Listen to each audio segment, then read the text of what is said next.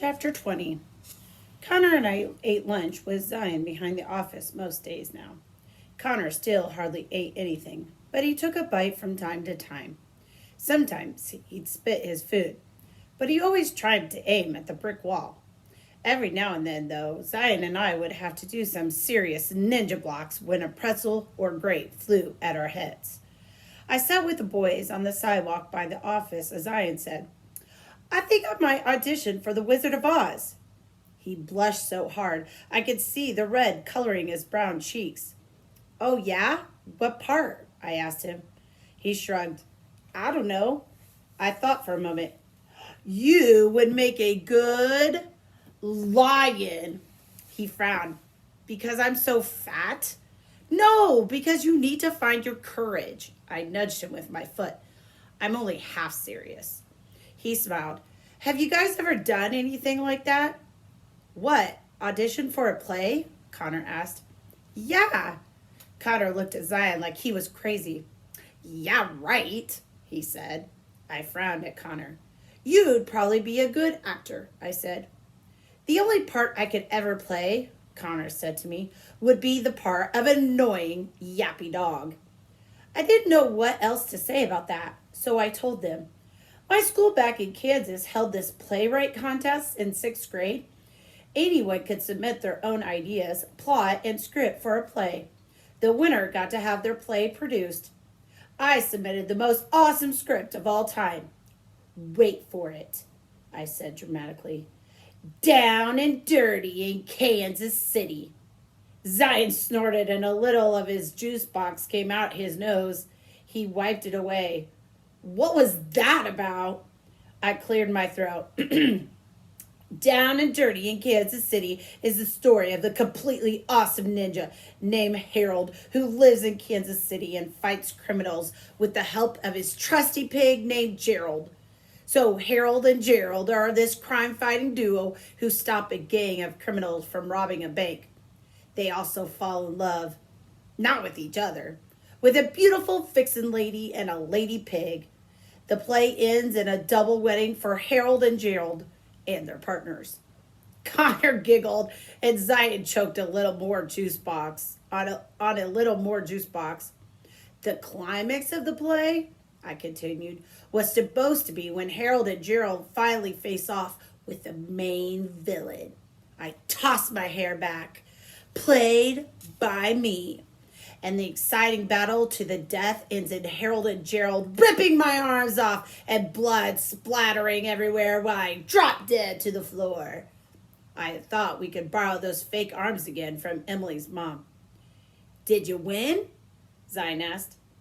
I totally didn't win. Plus, we had to have a meeting with my parents.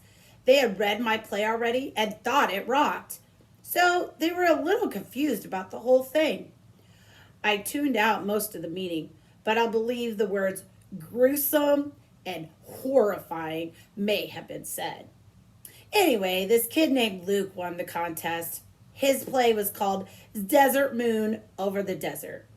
I found the title redundant, but I guess the judges thought his work was spectacularly clever, creative. What can you expect from the same people who thought Down and Dirty in Kansas City was a stinker? Really? Connor agreed. What was his play about? Desert Moon Over the Desert was about a moon. Seriously. That looks down over the desert. I'm not kidding. And falls in love with a coyote. I'm totally serious. And the coyote falls in love with the moon. Of course, the moon and the coyote can never be together. So the coyote howls and howls and eventually befriends a cactus. And everything turns out all right. Were you in it? Zion asked. Yeah, I played the cactus. My costume was this drab green, and so I wasn't bright enough on stage. We had to spray the whole thing down with sparkly spray paint. We had this giant paper moon on the stage with lights behind it, so I was all sparkly and shiny from the light of the moon. It was pretty cool.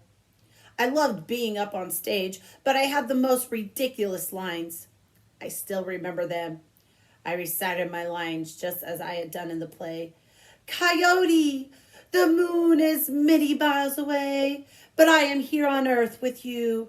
Coyote, my dear friend, don't prick yourself on my needles when you give me a friendly hug.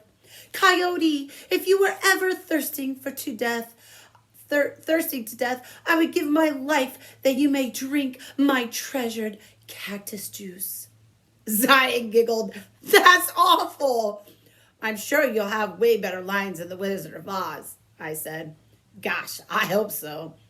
No, really, you'll love it. When the play ended and everyone clapped and cheered for us, I felt like I could do anything. I even thought maybe I could have a career as an actress. Why couldn't you? Connor asked. I gaped at the boys. How many limbless movie stars do you know? Neither of them said anything. I shook my head and looked at Connor. By the way, Mom said I could come home with you after school and she'd pick me up before dinner. Really? His face brightened. I thought you weren't allowed to go to anyone's house where they didn't know the parents. My mom says it's okay since she knows you, and your mom works so much and sleeps in the evening. I guess my mom can't really get a good chance to meet her with all that's going on. She is going to be home after school, right? Connor shrugged and barked. Yeah, she'll be home sleeping. She worked a 12-hour shift last night. Has she ever thought about trying to get shifts during the day? I asked. She has to take what she can get right now, Connor said. And this job pays well. He looked at Zion. You want to come over too? Zion shook his head. Dentist appointment, he grimaced. The next support group meeting is coming up, I told Connor. Support group meeting? Zion asked. Connor grinned. Don't you mean social event, Avon? I glared at Connor while I spoke to Zion. It's just a little group that meets at the hospital every month. Sorry, Zion, Connor said. For freaks only. Hey! I cried. No one there is a freak, especially not you. Connor blinked his eyes, shrugged, and barked. If you say so, Avon. I let out a loud breath. Anyway, my mom's already planning on taking us. Connor raised his eyebrows. Such peer pressure. I guess I have to go in that case. Yes, you do. Chapter 21. Connor let me into the small 2-bedroom apartment he shared with his mom. I scanned the room and noted the sparse furnishings, a 3-person couch, a small coffee table, side table, and lamp. No pictures hung on the walls, and I saw a couple of unopened boxes stacked in one corner. How long have you two been here again? I asked. A little over a year, Connor said. I know. Mom works a lot and hasn't had a whole lot of time to decorate or anything. Plus, we hope we aren't going to be here forever. I tried not to look too sad for Connor when I told him. I hope so too. Connor barked as we unloaded our bags onto the small kitchen table. It only had 2 chairs. Just then, a bedraggled-looking blonde woman wearing a nightgown and a robe emerged from a small hallway. You home, baby? She said. Then she noticed me. She looked both surprised and embarrassed as she pulled her robe closed and tightened the belt. Oh, she breathed. You brought a friend home. Mom, this is Avon. She glanced briefly at my torso. Hi, Avon. I'm sorry I'm not more presentable for you. That's okay, I said to try to ease her embarrassment. Connor told me you had to work all night. She gazed at Connor. Yeah, I was just coming out to tell him there's a bowl of macaroni and cheese in the fridge for him to heat up for dinner. I'm sorry I don't have more. No, that's okay, I said before she could finish. Mom, Avon just came over for a couple of hours to play video games. Her mom will be picking her up before dinner. Connor's mom looked so embarrassed about the situation that I felt bad Connor hadn't been able to give her some kind of warning about me coming over. I'm sorry for the surprise, Mrs. Bradley. I'm happy to finally meet you. I'm happy to meet you too, Avon. It's nice to see Connor with a friend. Perhaps you can come over again or on another day when I'm a little bit more myself. Oh, yeah, I'd love to. I don't know what got into me, but then I said to her, and maybe you could come to the next Tourette's support meeting with us. Connor jerked his head to me at me, and I immediately realized she knew nothing about it. Something I think I had already suspected. Her eyes were large with surprise. Tourette's support meeting? She said slowly. Connor shrugged his shoulders. Yeah, Avon and I went to a support meeting one day while you were working. Connor, I wish you would tell me about these things. Her eyebrows furrowed together. How did you get there? Avon's mom drove us. Don't worry, I said, noticing the look of concern on her face. We're not like a psycho family or anything. We're totally normal. Except for, I motioned towards my shoulders with my head. But my parents had nothing to do with that. She gave me a tired smile. I'm sure your family is lovely. She turned her attention back to Connor. I'm happy you're going to a support group, baby. Just, when Avon's mom comes to pick her up, I'd like to meet her, please. Connor nodded. She went to him and kissed the top of his head. I'm going back to sleep. Could you wake me up in a little bit so I can make myself more presentable? Connor nodded again. Then she walked back down the small hallway and disappeared into a dark bedroom. I turned to Connor. Your mom's nice. I don't know why. He cut me off. I wish you hadn't told her about the support group. She doesn't have time to go, and now she'll just feel bad about it. Why don't you at least give her a chance to decide what she wants to do? She doesn't need any more stress than she already has, he said. I don't think the support group would stress her out. I'm sure she's more stressed out not knowing what's going on with you. She's better off without having to deal with me. I suddenly saw things so clearly.